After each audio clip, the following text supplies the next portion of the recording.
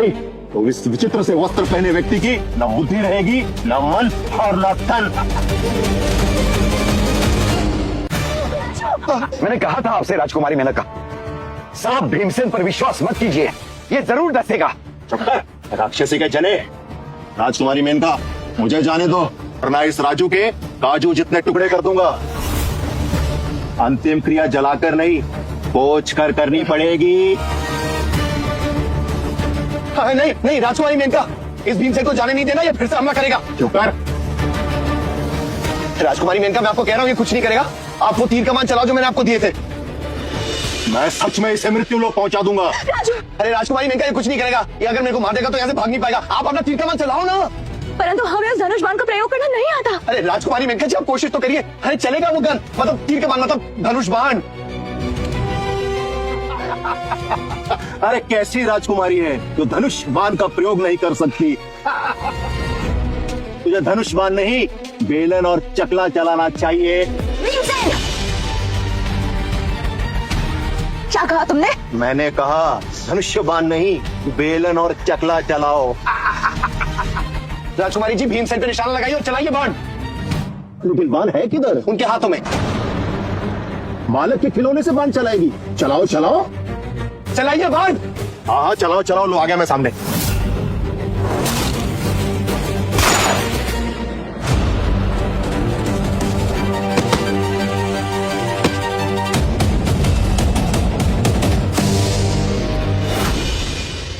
राजकुमारी मेनका की जय, कुमारी मेनका की जय, राजकुमारी मेनका की जय। राजकुमारी मेनका, आपने ठीक नहीं किया, भीमसेन को मारना नहीं चाहिए था। किंतु आप ही ने तो कहा था भीमसेन सांप है, वो डस लेगा। हाँ कहा था मैंने, लेकिन अब नए काल कोठरी का उद्घाटन कौन करेगा?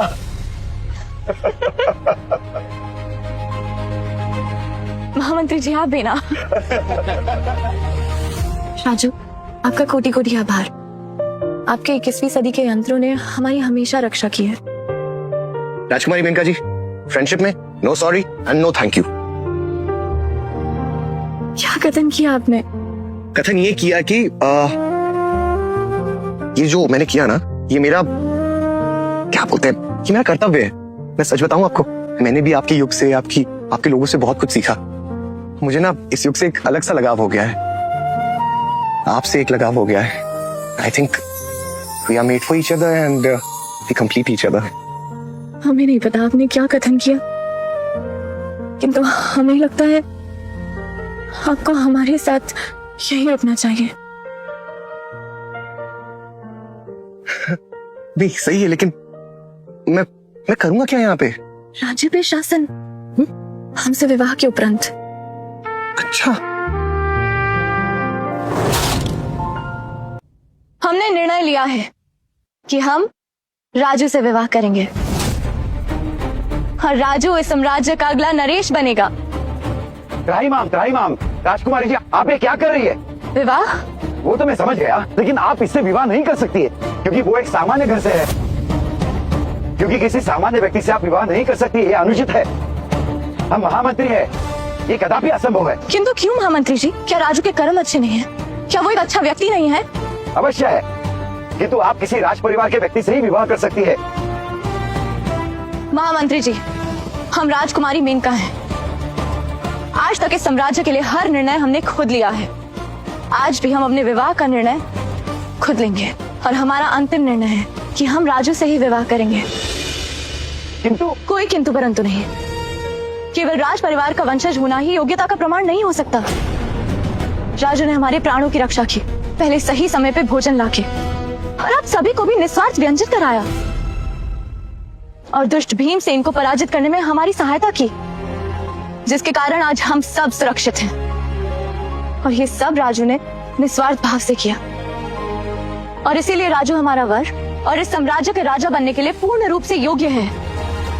राजकुमारी मेनका जी, मुझे ना माफ कर दीजिए, मैं आपसे विवाह नहीं कर पाऊंगा।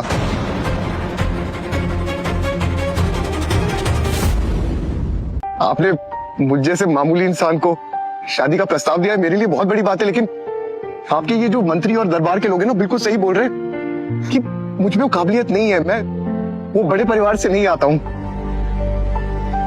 मैं मुझे क्षमा कीजिए, मैं ये रिस्पॉन्सिबिलिटी नहीं ले पाऊंगा। चलिए समझ आ रहा है क्या होता है रिस्पॉन्सिबिलिटी का। उत्तरदायित्व। उत्तरदायित्व। आपको पता है वहां 21वीं सदी मेरी एक बार जो हमेशा बीमार रहती है, मैं उसका ख्याल नहीं रख पा रहा हूं, तो ये सब कैसे करूंगा? मुझे I'm sorry.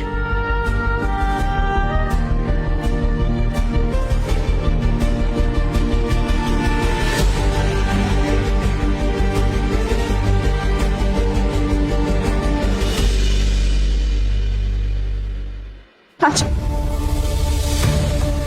राजू, राजू, राजू, राजकुमार जी,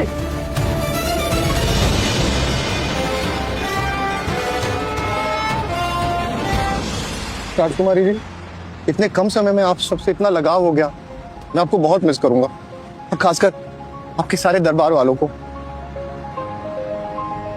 इसमें आंसू बहाने वाली कौन सी बात है?